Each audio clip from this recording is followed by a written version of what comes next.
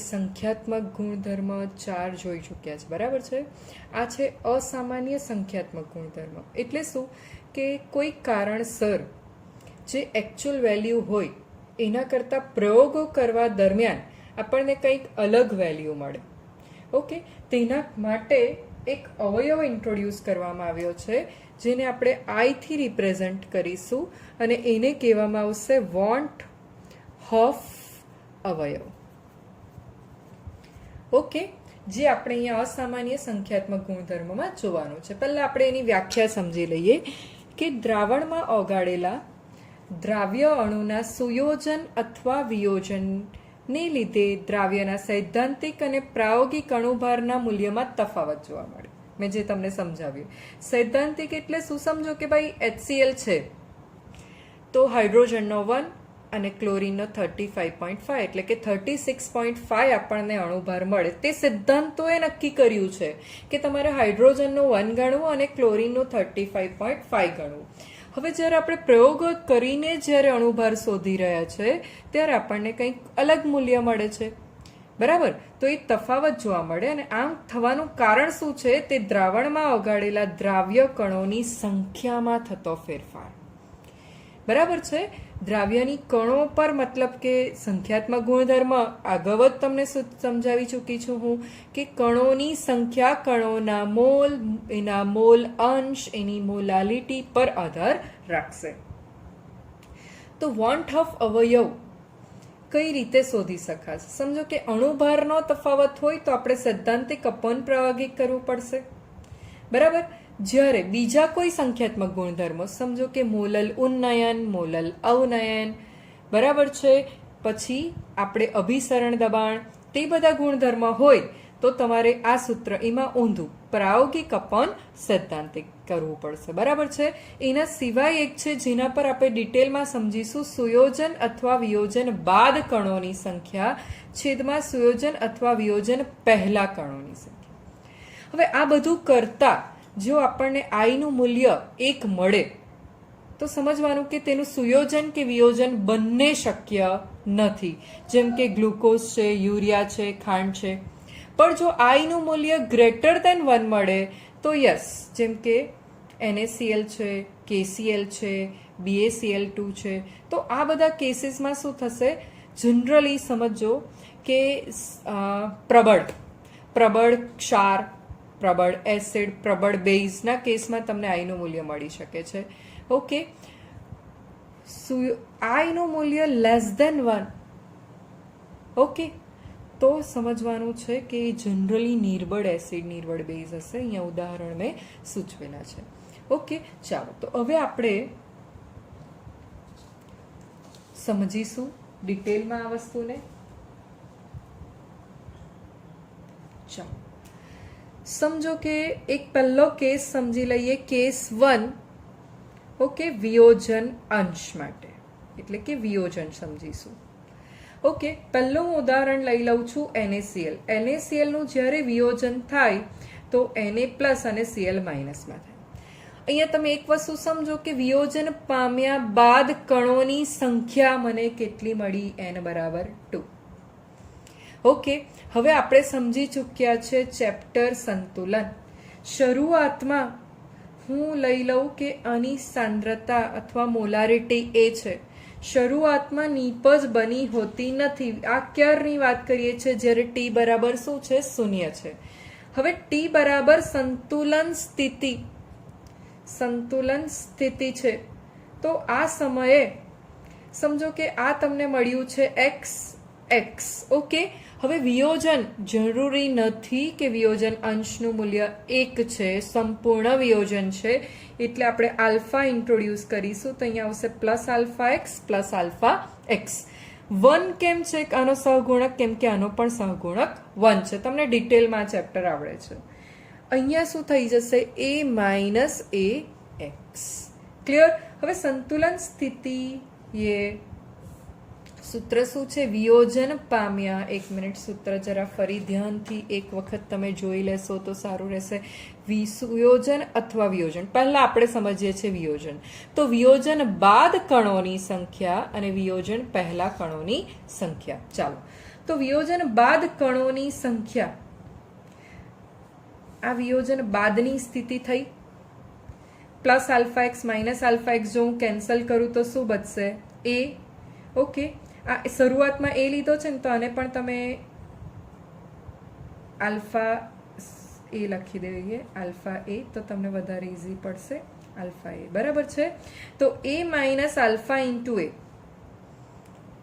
Okay, નીચે શું વિયોજન પામ્યા પહેલા તો ફક્ત એ છે, એને કોમન કાઢી દઈએ તો શું બચશે? 1 માઇનસ આલ્ફા અપોન એ. ઓકે, ક્લિયર છે? ચાલો, તો I is equal two finally આપણી પાસે શું છે? 1 માઇનસ આલ્ફા. ચાલો એનલિસ્ટ કરી દઈએ. સમજો કે નથી આપ્યો આલ્ફા, તો આપણે 1 લઈ શકીએ, અને જો 1 લઈ શકીએ તો મને આઈની મૂલ્ય મળી જશે 1 માઇનસ 1 0. સોરી, એક મિનિટ, સોરી, અહીંયા પ્લસ છે, પ્લસ 1 પ્લસ 1 2. ઓકે, આપણે આ માઇનસ અને પ્લસ કેન્સલ કર્યું એટલે અહીંયા આવશે પ્લસ. ચલો, તો n બરાબર 2, i બરાબર 2 ક્યારે? જ્યારે આલ્ફા બરાબર 1. ઓકે, હવે આપણે એક કામ કરીએ કે MgCl2 દ્વારા સમજીએ. MgCl2 નું વિઘટન થશે તો મળશે Mg+2 અને 2Cl-. તો 2 અને 1 ટોટલ 3 કણો મળે છે. ઓકે, T બરાબર 0, એ લઉં છું dash dash. Okay, alpha A, 2 alpha a minus alpha A.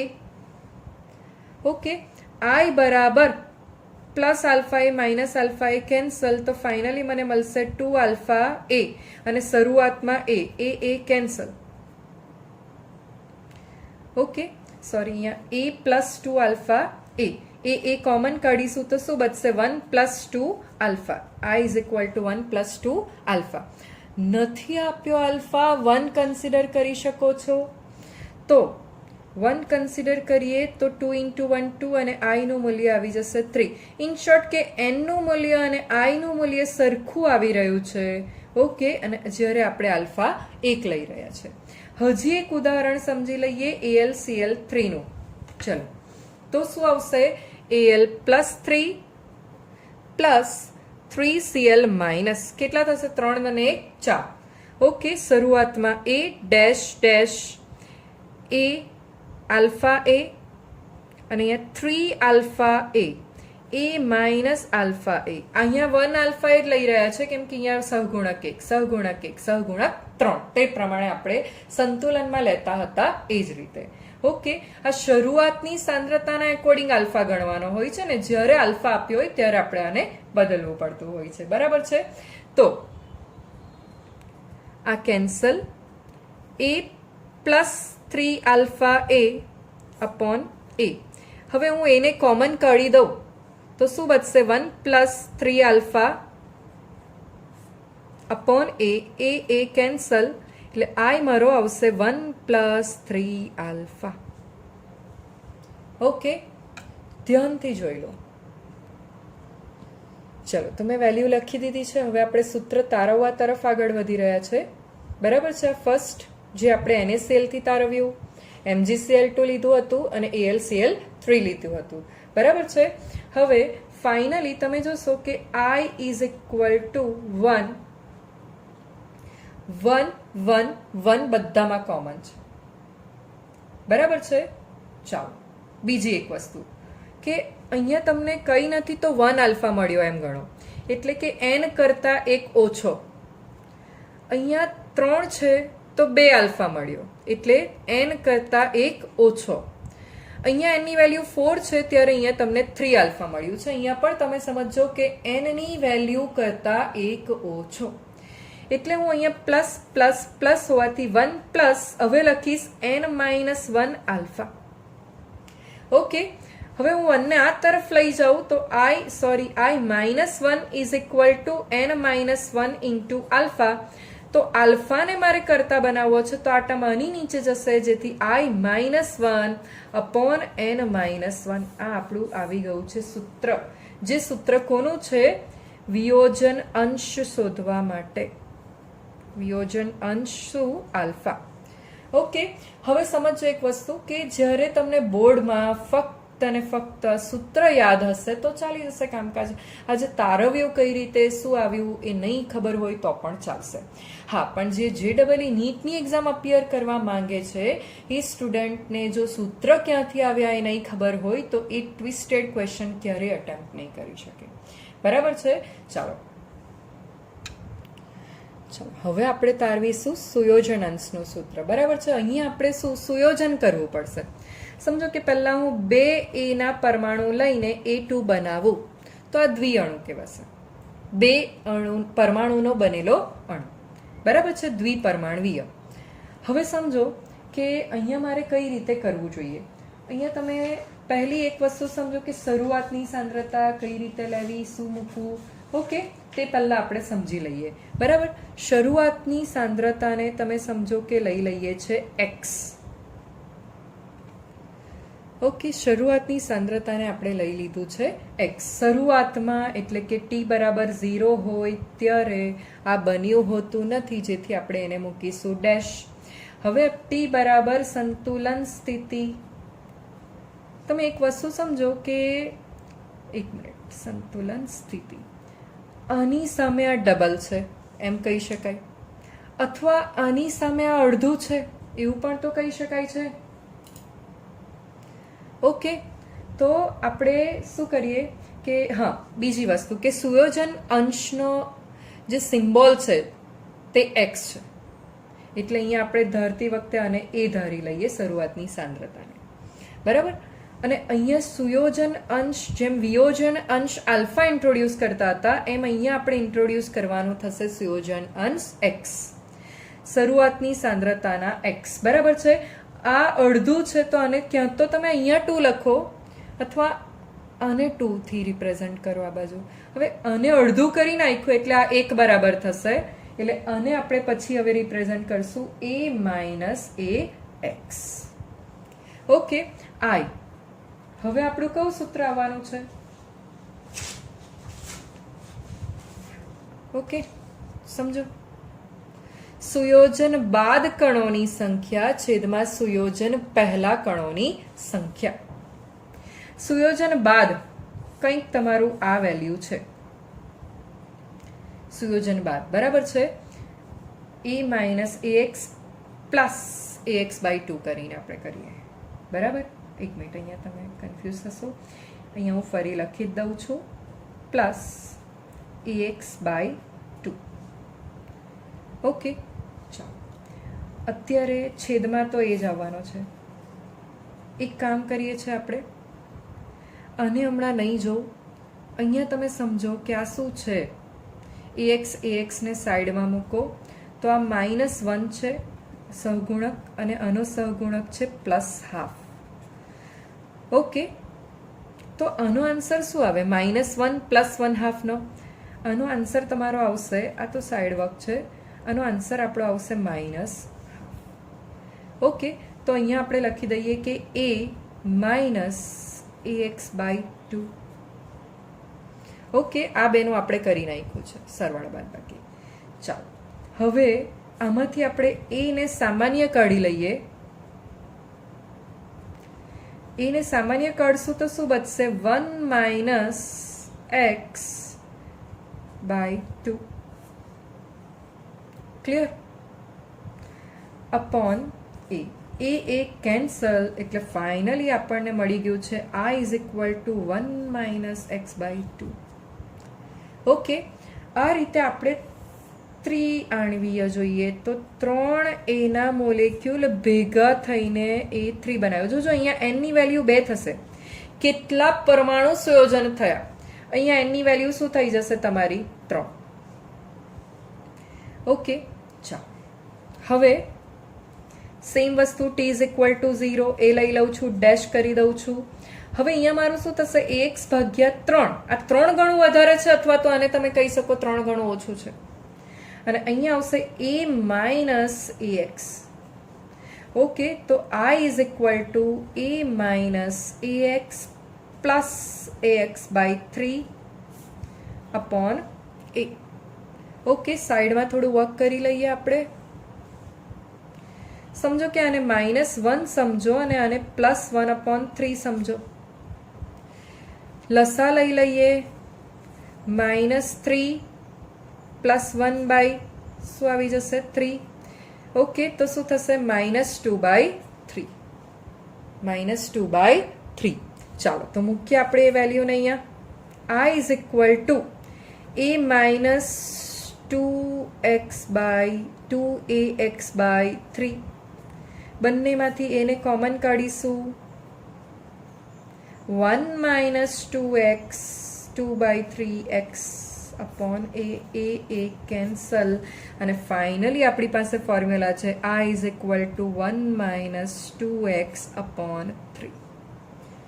Okay, આપણે એક્સનું સૂત્ર તારવવાનું છે.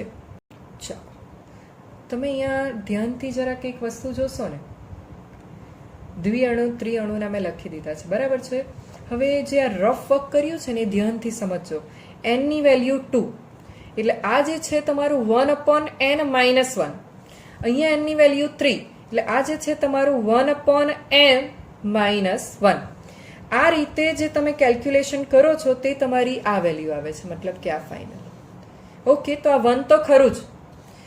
એટલે પહેલાં તો આપણે લખી દઈશું I is equal to 1 plus બ્રેકેટમાં આ અને આ આન્સર માટે 1/n - 1x. ઓકે, સમજો કે n ની વેલ્યુ 2, તો 1/2 - 1 એટલે -x/2 આવી જવાનું. અને 1/3 - 1 તો -2/3x. ઓકે, આપણે સામાન્ય સૂત્ર તારવવાનું છે. એટલે હવે આપણે 1 ને જો આ તરફ લઈ આવીએ તો I - 1 is equal two 1/n - 1/x. I - 1 upon 1/n - 1 is equal to x. સોજનન્સ. અહીંયા જો LCM તમે લેશો તો શું થશે? I - 1 upon 1 into 1 1 n into 1 n upon n is equal to x. n ને ઉપર લઈ જઈએ, બ્રેકેટમાં આવશે I - 1 upon 1 minus n is equal to x. Okay, so finally we have the equation for સુયોજન અંશ. સમજો, સુયોજન થાય ત્યારે I less than 1, વિયોજન થાય ત્યારે I greater than 1, સુયોજન કે વિયોજન બંને જ નહીં થાય ત્યારે I is equal to 1. Okay, તમને હવે ક્લિયર હશે.